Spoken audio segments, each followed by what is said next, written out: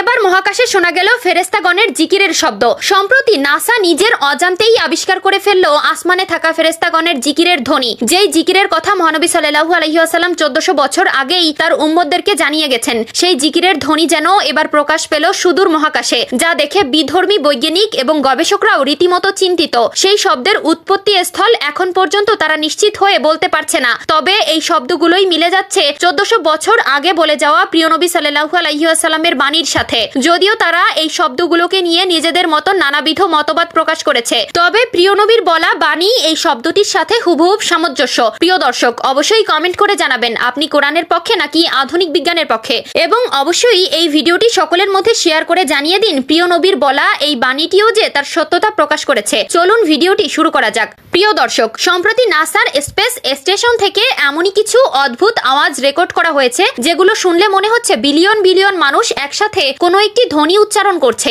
যদিও নাসা এর আগে করা গবেষণাগুলোতে বলেছিল মহাশূন্য একদমই নিঃশব্দ, কিন্তু বর্তমানে সেখানে প্রতিনিয়তই শোনা যাচ্ছে এই শব্দগুলো। মহাকাশে হওয়া এই শব্দগুলো নিয়েই প্রিয় নবী সাল্লাল্লাহু আলাইহি ওয়াসাল্লাম 1400 বছর আগে এক শবে মিরাজের রাতে বলেছিলেন মহাকাশে প্রতিনিয়ত ফেরেশতাগণেরা জিকির করে চলেছেন। সে সময় আবু দারদা রাদিয়াল্লাহু তাআলা আনহু প্রিয় নবী সাল্লাল্লাহু আলাইহি ওয়াসাল্লামকে প্রশ্ন করেন যখন সে মিরাজ থেকে ফিরে আসেন, হে আল্লাহর নবী, আপনি মহাকাশে কি দেখেছেন বা কি শুনেছেন? উত্তরে তিনি বলেন, আমি যা দেখেছি তা তোমরা দেখো না, আমি যা শুনেছি তা তোমরা শোনো না। আসমান কেঁপে ওঠে, আর তা কেঁপে ওঠারই যোগ্য। আসমানের 4 আঙ্গুল পরিমাণ জায়গাও নেই যেখানে কোনো ফেরেশতা আল্লাহর জন্য সেজদা বা রুকু অবস্থায় নেই। আল্লাহর শপথ, যদি তোমরা জানো আমি যা জানি, তবে তোমরা অল্পই হাসবে এবং অধিক কাঁদবে। তোমরা বিছানায় স্ত্রীর সাথে উপভোগ করতে সক্ষম হবে না এবং আল্লাহর কাছে দোয়া করতে ময়দানে বের হয়ে যেতে। সুনানে তিরমিজি হাদিস নম্বর 2312, মুসনাদে আহমদ হাদিস নম্বর 2665। রাসূলুল্লাহ সাল্লাল্লাহু আলাইহি ওয়াসাল্লাম এই হাদিসটিতে প্রচন্ড ঝাঁকুনির মতো শব্দ হচ্ছে বলেন।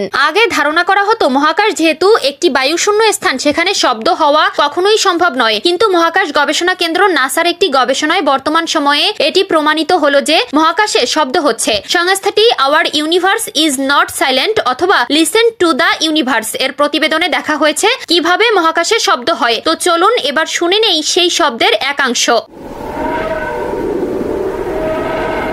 গবেষকরা বলছেন মুক্তভাবে ছড়িয়ে ছিটিয়ে থাকা বিভিন্ন কণা বা নক্ষত্রের রেডিয়েশনের কারণে এই কম্পন বা ভাইব্রেশন সৃষ্টি হয়। তার কারণেই শব্দের উৎপত্তি। শব্দগুলো ইলেকট্রোম্যাগনেটিক ওয়েভ আকারে থাকে, পরে এগুলোকে শব্দ তরঙ্গে রূপান্তর করা হয়। একটু খেয়াল করলে দেখা যাবে যে রাসূলুল্লাহ সাল্লাল্লাহু আলাইহি ওয়াসাল্লাম 1400 বছর আগেই বলেছিলেন যে আকাশে কাঁপুনির শব্দ হয়। নাসাও বর্তমানে বলছে শব্দ কাঁপুনির কারণে হয়। এমনকি গবেষণার সাথে যুক্ত একজন গবেষক বলেন এই শব্দ শুনে মনে হচ্ছিল যেন বিলিয়ন বিলিয়ন মানুষ একসাথে গ্রেগরিয়ান চ্যাট গাইছে। গ্রেগরিয়ান চ্যাট হচ্ছে খ্রিস্টানদের একটি ধর্মীয় সঙ্গীত যা একসঙ্গে গাওয়া হয়। অথচ মহানবী সাল্লাল্লাহু আলাইহি ওয়াসাল্লাম 1400 বছর আগেই বলেছেন যে ফেরেশতারা একসাথে আল্লাহর জিকির করছেন। নাসা মহাকাশে এমন শব্দ আবিষ্কার করেছে ঠিকই, কিন্তু তারা এর পেছনে নানাবিধ কারণ ব্যাখ্যা করছে। কোনো গবেষণায় বলা হচ্ছে এটি নক্ষত্রের চৌম্বক ক্ষেত্র, কোথাও আবার বলা হচ্ছে এটি প্রাচীন মহাবিশ্বের বিস্ফোরণের শব্দ। তবে শব্দগুলো মহানবী সাল্লাল্লাহু আলাইহি ওয়াসাল্লামের হাদিসের বর্ণনার সাথে পুরোপুরি মিলে যায়। আসলেও এই শব্দগুলো ফেরেশতাগণের জিকিরের শব্দ কিনা তা একমাত্র